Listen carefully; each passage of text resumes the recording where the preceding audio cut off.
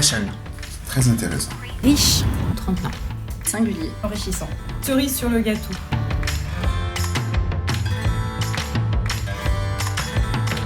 C'est pour les Grands Prix du livre de la mode où on avait fait des tables rondes, notamment avec Worth, et après on avait tout organisé et on a découvert beaucoup d'ouvrages et c'est, je crois, mon meilleur souvenir. Moi, j'avais beaucoup aimé quand on avait visité pour la première fois le musée des tissus.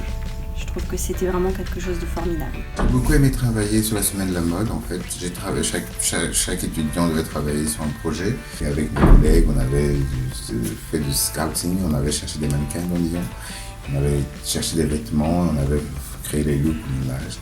Et voilà. Je dirais que c'est l'instant qui a suivi l'oral de mon mémoire de recherche qui avait duré 1 an, la libération pastorale.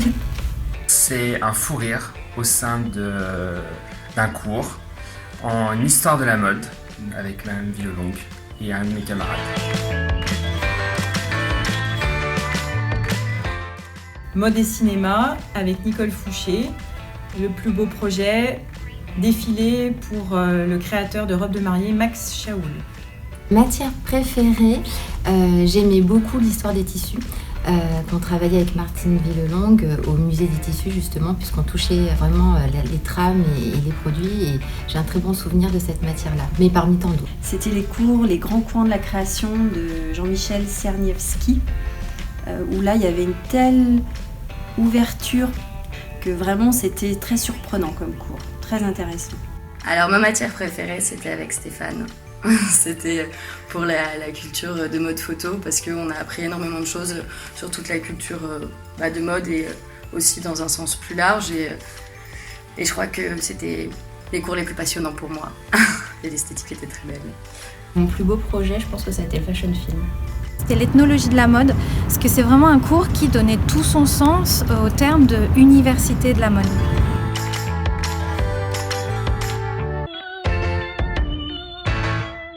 J'ai toujours voulu être merchandiser et j'exerce aujourd'hui le merchandising.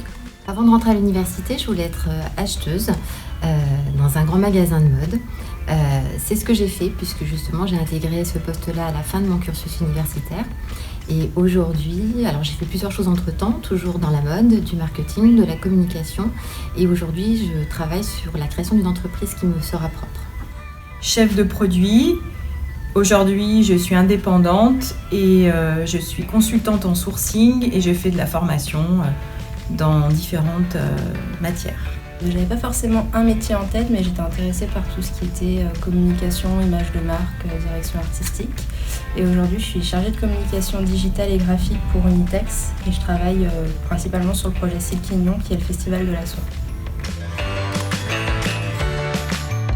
L'Université de la mode m'a ouvert en fait l'esprit. Pour moi, c'est une ouverture culturelle sur le monde et tout ce qui nous entoure. L'université de la mode, ça m'a surtout apporté de l'audace et de la crédibilité pour mener mes projets professionnels.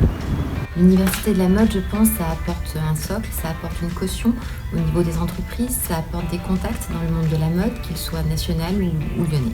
Moi j'étais très technique, très commerce et technique. Là c'était vraiment comment travailler avec des gens qui étaient plus artistiques que moi. Et puis aussi trouver la part d'artiste qu'on a chacun en soi.